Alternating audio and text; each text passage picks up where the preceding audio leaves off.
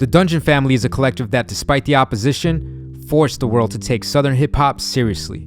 Doesn't sound like a big deal, but if you've ever heard of any of these guys,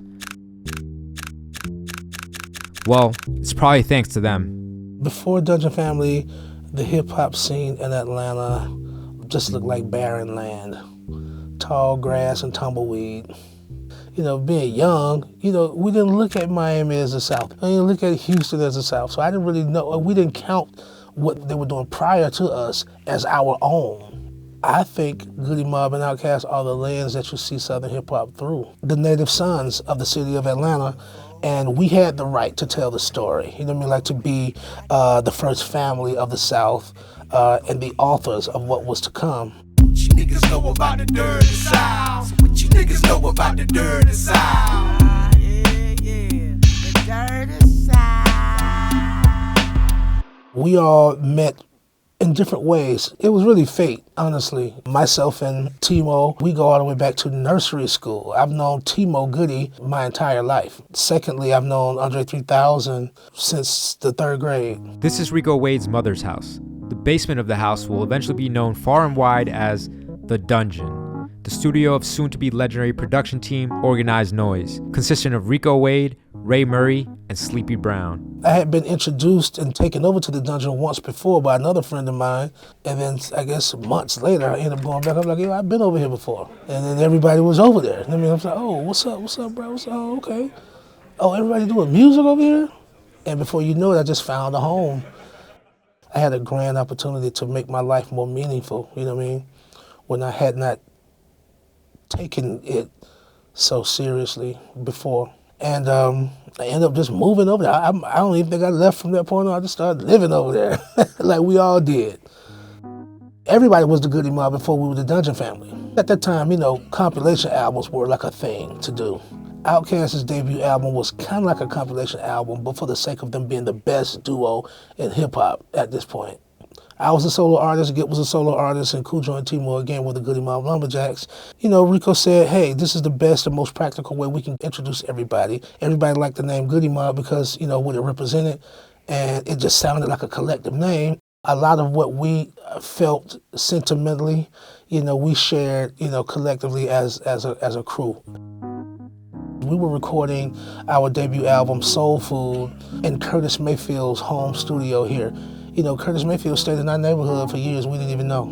A lot of the 2-inch, you know, tapes were still there from Superfly and Sparkle, and all that kind of stuff was just, you know, in a closet there. To sit and have conversations with him, and then also to be reminded of who he was.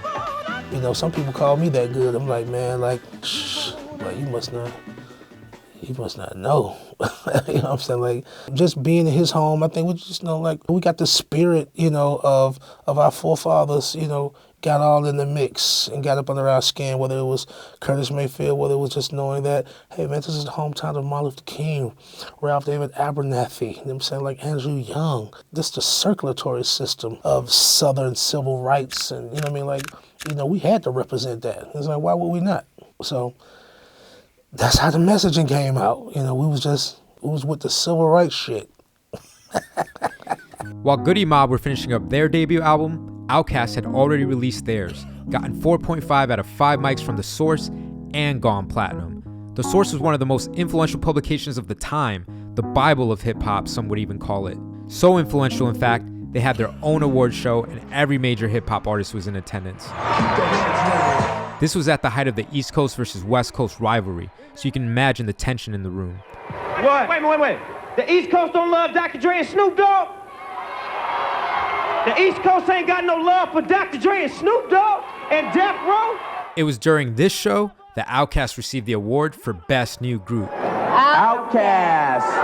They were met with boos as they took to the stage.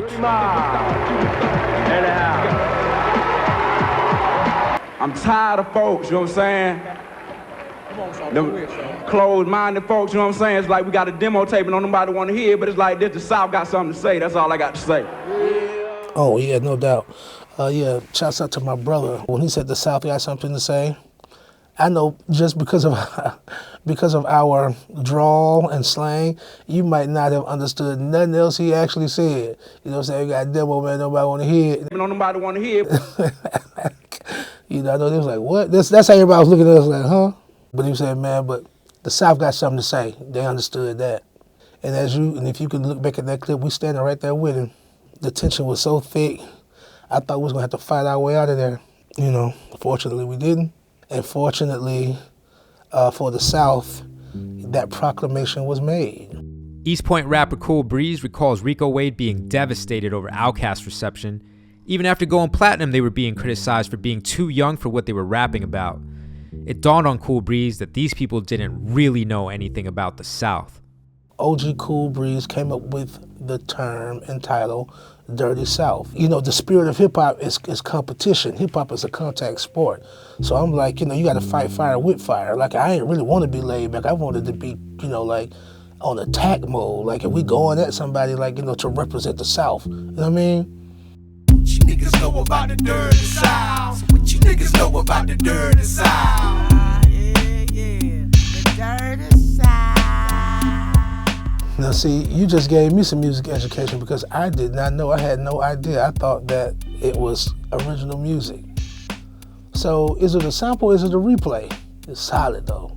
It was a solid-ass beat. I think sampling is an essential element of hip-hop. You know, I don't know hip-hop without it. I think it's the bridge between the generations. This music could disappear into obscurity. You may never encounter it, you know, unless you be introduced. I believe that TrackLib, they are good shepherds for sampling. They are mavericks on this front.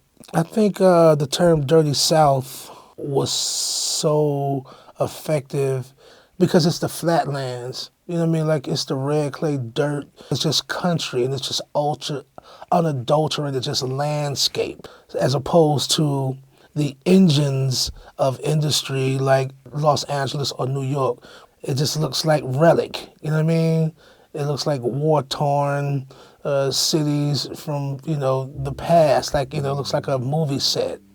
Goodie Mob and Outkast would continue to show that being a Southern rapper was something to be proud of. Soon, the Dirty South came to represent more than just Atlanta. In hindsight, kinda seems dumb anyone ever doubted them. Cap One is the father of producer Southside. Future is Rico Wade's younger cousin. Our family still run the game. I still think, whether knowingly or unknowingly, the descendants of Dungeon Family are still rising to that occasion and hurdling over that bar. You know what I mean? Setting new ones in the process. At this point, we're proud parents, and we still go to all the games. We here. What you niggas know about the dirty South? What you niggas know about the dirty South? What up, everybody? My name is CeeLo Green, and this is a wonderful and unique opportunity for you to produce a hit record for me. What are the chances? So this is what I want y'all to do. I want y'all to go to tracklib.com/CeeLo. Download as many samples as you like. TrackLib is going to clear the sample.